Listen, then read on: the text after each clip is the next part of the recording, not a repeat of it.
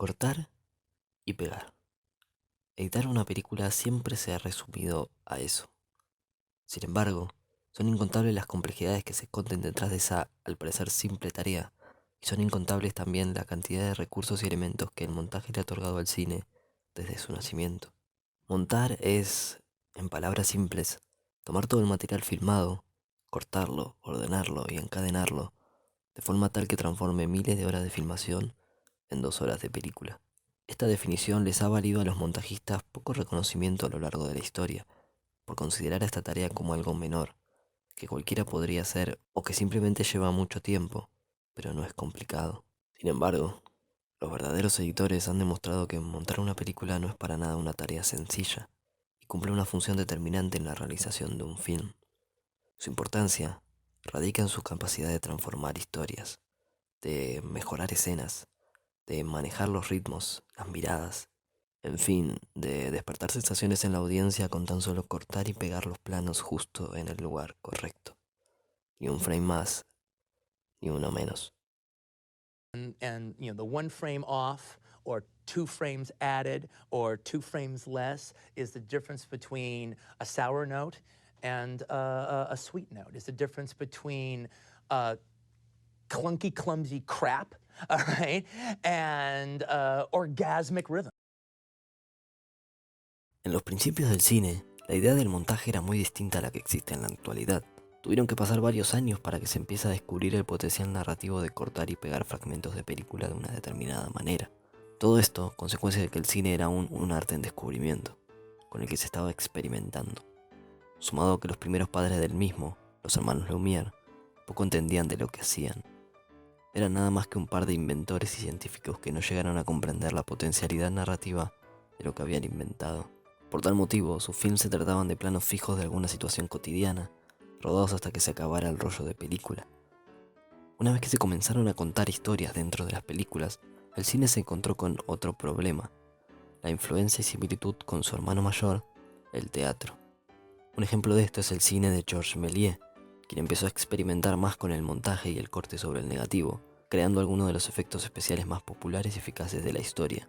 Pero, siendo incapaz todavía de separarse de su naturaleza teatral, Méliès colocaba la cámara en paralelo a la acción, desde una vista general y siempre fija, como si se tratase de la visión de un espectador sentado en la butaca de un teatro.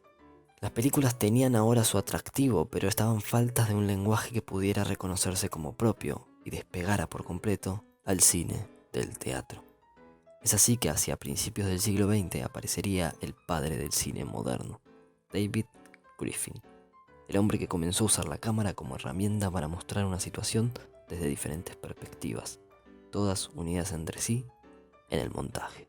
De esta forma, creaba una secuencia de acciones que se percibían como continuas, pero que en realidad eran el resultado de varios planos. Griffin fundó lo que se conoce como montaje invisible, que consiste en hacer cortes que no sean perceptibles para el ojo humano y no dañen la continuidad de la acción. Pero el director norteamericano no fue el único en dejar su influencia al resto de generaciones de películas. En paralelo a él, en Rusia, se estaba desarrollando un movimiento cinematográfico que proclamaba ideas totalmente opuestas a las de Griffin, pero que también dejaron su huella en la historia. Me refiero al cine de Sergei Eisenstein, cuya filmografía se basaba en hacer visible el montaje. Este director buscaba que el público sea consciente de la manipulación por la que pasaba el negativo en las salas de edición. Con esto, lograba toda una serie de técnicas que tenían un efecto en la conciencia del espectador y despertaba las emociones del mismo. De la fusión de las técnicas de estos dos autores, nació un nuevo lenguaje cinematográfico que proclamaba el montaje como una herramienta de usos inagotables para construir narrativas originales. Veamos algunos de estos recursos para comprender mejor su importancia.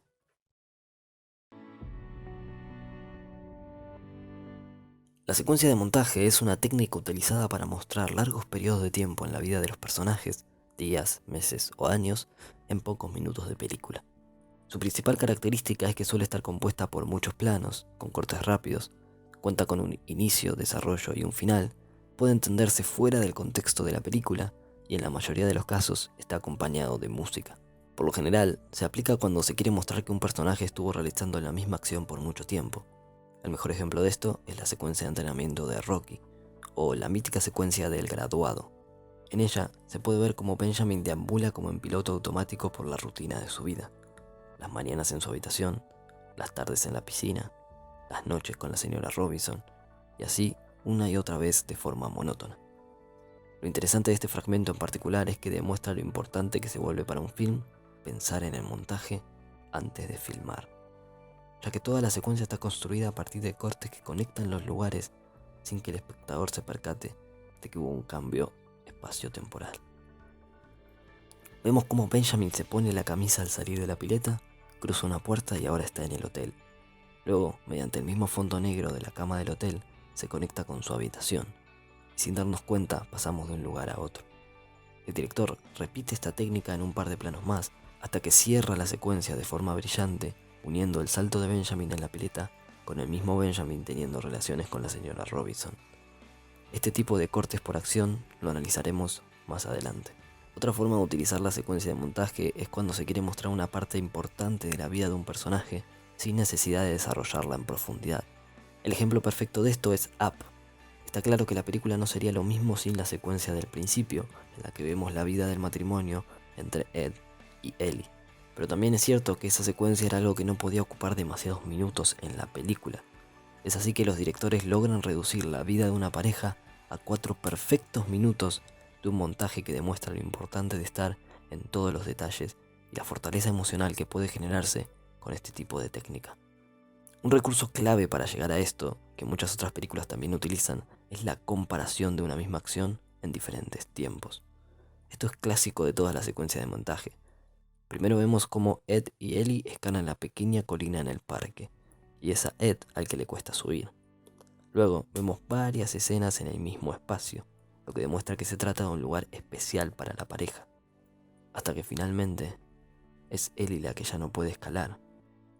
Con 3 simples planos y un espacio repetido, se generó una atmósfera emocional que le da la sensación al público de haber vivido todos esos años y momentos con el matrimonio. Otro gran ejemplo que sirve como muestra de que con unos simples planos y cortes adecuados se pueden resumir años de la vida de un personaje es la secuencia de desayuno en Citizen Kane.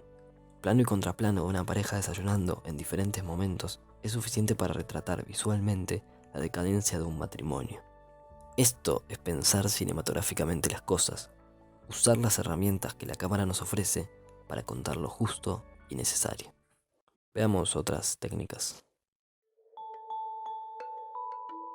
El montaje paralelo es otro de los recursos de la edición que se basa en contar 2 o más situaciones que ocurren en lugares diferentes de forma alternada. Uno de los primeros en hacer uso de esta técnica fue el ya mencionado Griffin en su obra titulada Intolerancia. Aquí el director nos presenta 4 cuentos ubicados en tiempos históricos distintos que muestran cómo el odio y la intolerancia son un problema que han atacado a todas las edades de la historia. Lo interesante de este film es que Griffin narra la historia en simultáneo, es decir, comienza en el presente e introduce a los personajes de esa historia. Luego, mediante una placa de transición, conecta con la segunda historia y a sus personajes, y así con las otras 2. A medida que la película avanza, el montaje se vuelve cada vez más veloz, hasta llegar al clímax y resolución de los 4 conflictos en simultáneo. Jugar de esta forma con la estructura fílmica era algo revolucionario en ese tiempo, y la película no fue tan bien recibida, pero sin dudas abrió la puerta a una técnica que hoy se utiliza en cualquier film y que el público naturalizó por completo. Si nos acercamos hacia finales del siglo, encontramos en Following de Christopher Nolan una utilización muy original de este recurso. Y es que la película no sería lo mismo sin su montaje, que nos muestra de forma alternada la vida de un hombre en diferentes periodos de tiempo, no tan alejados entre sí. Por momentos, vemos a nuestro personaje con la cara golpeada. En la siguiente escena tiene pelo largo y no está herido. Y de esta forma la película va resolviendo los interrogantes que plantea cada secuencia temporal específica hasta que todas convergen en una sola. Nolan demuestra con este montaje lo importante que pueden resultar sus técnicas para transformar una buena historia en una película inolvidable. Y si hablamos de secuencias inolvidables, basta con mirar El Padrino y su mítico montaje paralelo del bautismo para darse cuenta que con la comparación correcta y el montaje preciso se puede escribir poesía con imágenes. Eso representa esta secuencia. Mientras Michael renuncia a Satanás y su hijo es bautizado, afuera se produce una masacre comandada por él. Está claro que nuestro protagonista ha evolucionado, ya no es el mismo. La frialdad en su rostro lo demuestra, y la comparación que logra este montaje paralelo es inmejorable. Resume todas las contradicciones que Michael atraviesa durante la película, para finalmente asumir la responsabilidad, continuar el legado y convertirse, frente a los ojos de Dios, en el nuevo padrino. Como vemos, el montaje paralelo tiene como principal característica la comparación, que sirve para mostrar situaciones opuestas que ocurren al mismo tiempo o situaciones similares que transcurren en diferentes tiempos.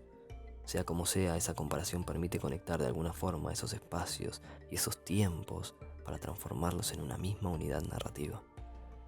Esto nos abre paso para hablar de un recurso que facilita esa conexión: el corte por forma.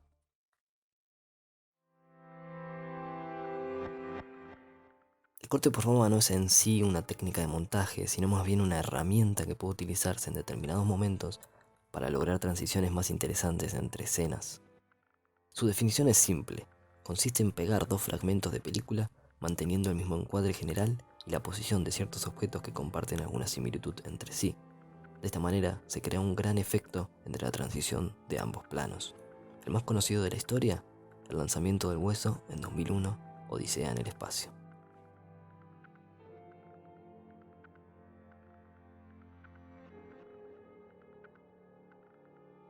Como ven, el corte es perfecto y conecta la forma del hueso con la forma de la nave.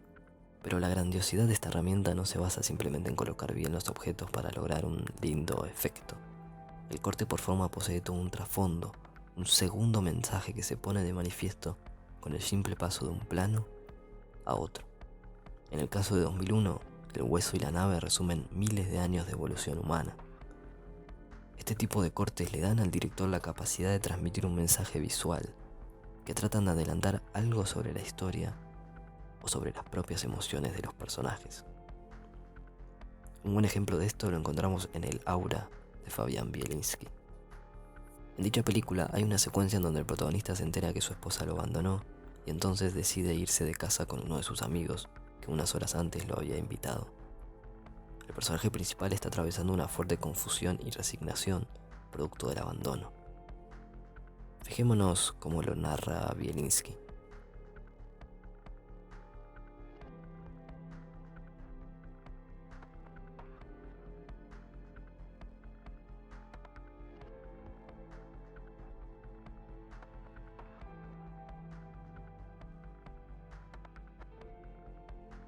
Como ven, es una secuencia espectacular que resume en 3 cortes por forma las emociones y el interior de nuestro personaje de una manera innovadora y efectiva. Pensar la película de manera visual les permite a los directores hacer un uso magistral de recursos como este para lograr decir con imágenes mucho más que con palabras. Creo que Animales Nocturnos de Tom Ford resume estas ideas perfectamente. La película está construida en base a perfectas y meticulosas transiciones que no hay forma de que no hayan sido pensadas antes que el rodaje. Aquí, el corte por forma conecta espacios, conecta emociones, conecta personajes, conecta incluso la realidad con lo que suponemos es la mente de Susan. En esta película el montaje es un protagonista más de la historia, y un poco basándose en lo que vimos en El Graduado, el director relaciona constantemente a los dos protagonistas: Susan, que está en la realidad, y Edward, a quien solo vemos en el libro y en flashbacks, llevando así al corte por forma a otro nivel, apoyándose no solo en la posición de los personajes para realizar la transición, sino también en sus acciones. Por ejemplo, en esta escena, realidad y libro se entrelazan con ambos personajes recostados en la cama. Si bien no se trata de un estricto corte por forma, tiene el mismo peso visual. Da la sensación de que los personajes están unidos, pero en diferentes realidades. En otras ocasiones sí se aplica el clásico corte por forma para conectar el pasado con el presente. Y luego la película tiene ese agregado extra de relacionar realidad con el libro mediante acciones. Por ejemplo, en esta escena, Susan le manda un correo a Edward y acto seguido vemos a Edward en la computadora. Pero no es el Edward de la realidad, sino el del libro.